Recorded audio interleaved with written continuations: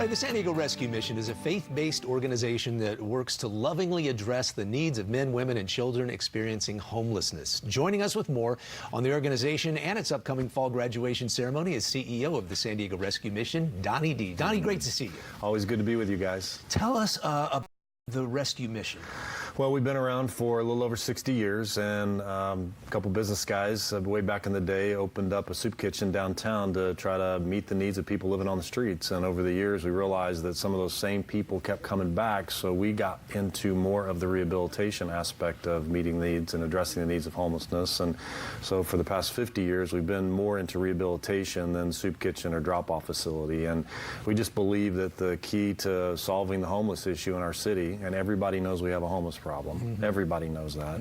That the key to solving that, or at least changing the state of that, is through long-term rehabilitation. And when you say long-term rehabilitation, how long are we talking about? Well, when they come to us day one, they spent the night on the streets the night before. That's the common denominator, and they're committing a year of their life. We think it takes between 9 to 15 months, and we walk them through 3 phases. So we have 3 semesters. We call our program the Academy, and we call them students. And so for the next 9 to 15 months, you put in the work and we'll help you get well. That's education, that's wellness, that's job training, that's housing, that's all the above to try to get them to the place where they can be off the streets and live on their own again. Because they're just basically needing life skills and a hand up, not a hand out, right? You'd be amazed at how many of these stories aren't that different than yours or mine. And if we hadn't had the relationships or the resources, because we've all been through stuff, right? We've all gone through difficult things. And I think for them, they just didn't have that in place for them to navigate the difficult things that they had to go through in their life, whether that's family deaths or that's drug and alcohol related, or whether that's job skill. They just found themselves in a place where they spiraled out of control. And I think for a lot of them, made a bad decision after a bad decision after a bad decision, and then didn't know how to unwind all of that. I see. So when we talk about the graduation today, they've gone through all these. This isn't a 12-step program. This might be a 12-month program. That's correct. Yeah, this is the highlight of what we do. These are men and women that started 365 days ago, give or take a month, because of how they came into the program, and some of them may have another month to go, but the fall graduation is for all of the students that meet the requirements. 5 goals: that they are going to encounter God, that they're going to experience recovery, that they're going to engage job training and placement, that they will identify housing, and that we've put together a support group for them to now live on their own. So 40 plus clients, students are going to graduate next Saturday, a week from today, and those 5 goals have been accomplished in their life. So then we need to emphasize too that you don't receive any government funding. We don't take any government funding. We never have, and I don't think we ever will, and that is primarily because we want the freedom and the flexibility to do what we think needs to be done to get people off the streets permanently, no strings attached. And the government does, I think, a great job at meeting the needs, but we feel like we have a way that we can address the needs and take somebody from living on the streets to living on their own again.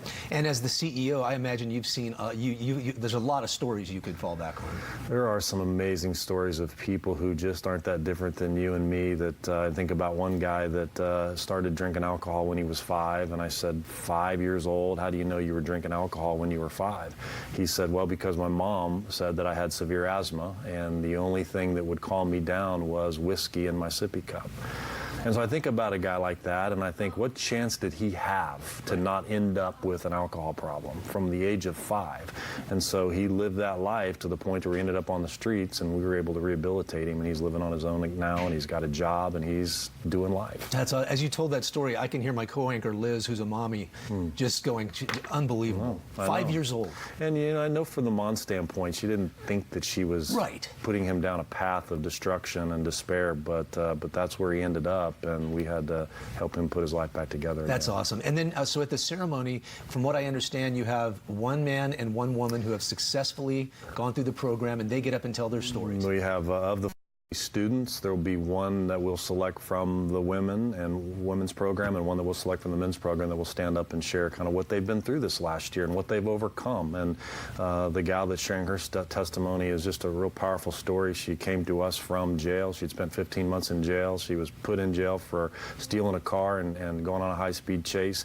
She's been with us the last 11 months with her 15-year-old daughter and her 7-year-old daughter, and she's a different person today than she was a year ago. Wow, fantastic. Yeah. The results are just Yeah. Amazing. How can our viewers reach out and help? Well, you can come down to the Mission anytime, 120 Elm Street. We have 3 thrift stores. They can donate goods and items that they're not using. We'll sell those at our thrift stores. That's a source of business revenue for us. You can also go to the website, find volunteer opportunities. You can give financially since we don't take any government funding.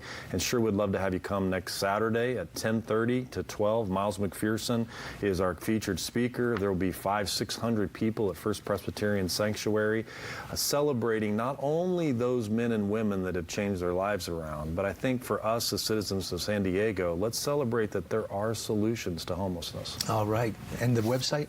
www.sdrrescue.org. sdrrescue.org. That's We'll us. put a link on that on That'd be KUSI.com. great. All right. Donnie Thanks, D, you guys. thanks for coming in. Thanks for all you do. We appreciate it.